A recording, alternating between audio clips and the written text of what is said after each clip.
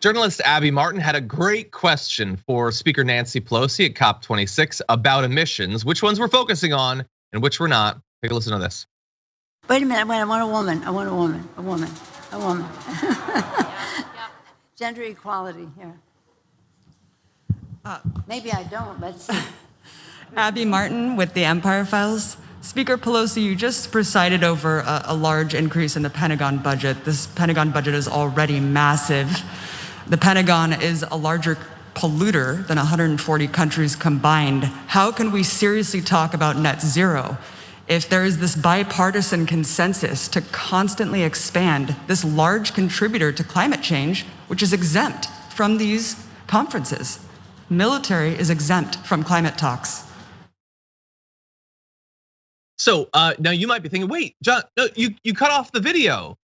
Why didn't you let Nancy Pelosi respond? Well, because she didn't. And she eventually did, and we will play that. But notably, that was a question to Nancy Pelosi, and Nancy Pelosi walked away from the podium, and some representative went up, and he was saying, no, totally, like I care about climate change, and we're talking to the military, but I don't think it's inconsistent to say that if the military is polluting more than so many countries, that doesn't mean we take this seriously.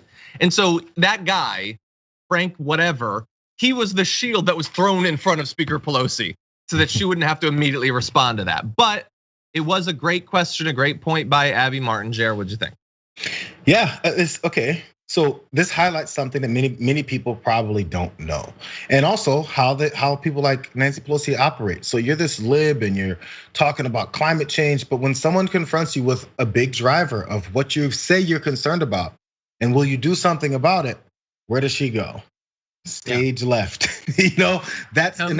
That's the perfect illustration of where Democrats work. They'll say enough they can to people, and she somehow accidentally got Abby Martin in front of a microphone because she wanted a woman, and she got the wrong woman for her own taste. And look what happens now. But again, there's so many harkens back to earlier stories. How much will this be on MSNBC?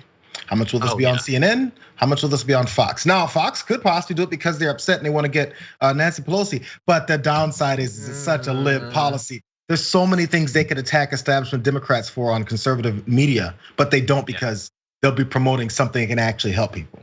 My guess would be not at all, but if you see them talking about it on any of these networks and you're watching this, please let me know.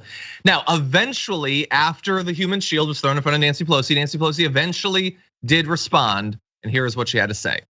And may I just add that the national security advisors all tell us that the climate crisis is a national security matter. It is, of course, a health matter for our children, the water they drink, the air they breathe, etc.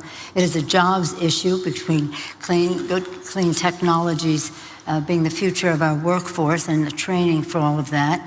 It is a national security issue because of the all of the conditions that climate crisis produces. I won't go into all of them, but they are cause for migration, conflict over habitat and resources, and again, a security challenge. What was that? What was that? So you were asked, why is it that we don't consider the emissions impact of the Pentagon when talking about this, when they are a bigger player than so many actual countries? And Nancy Pelosi says, oh, well, I have a point to make about that. Climate change is bad, and it's a national security risk, and it's bad for your health, and it's bad in other ways. Those aren't your points. Those are Abby Martin's points. Those are our points. We know it's bad. That's why we're talking to you.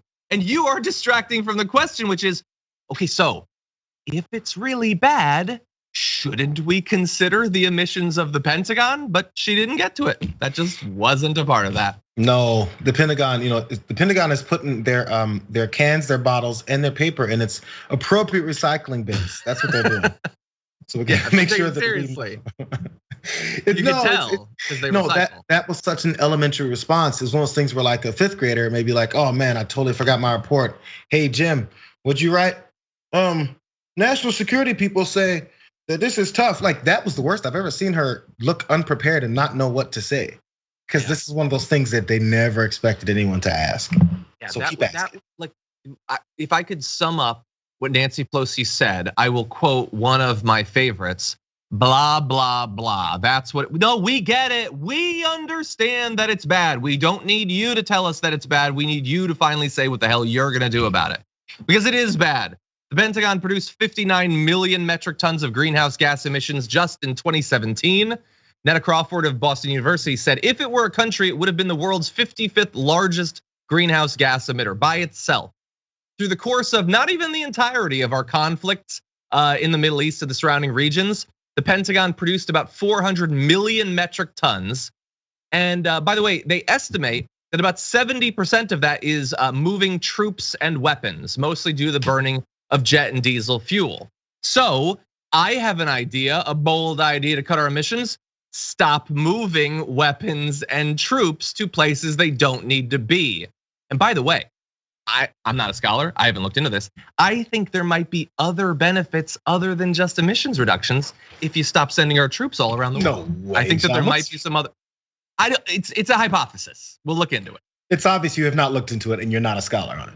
I'm not, I'm definitely not. I actually applied to Boston University, got waitlisted. That's, oh no, I was just denied. No, they just denied me. I was waitlisted to BC. Not accepted into either. I want to be very clear about that. They did not want me.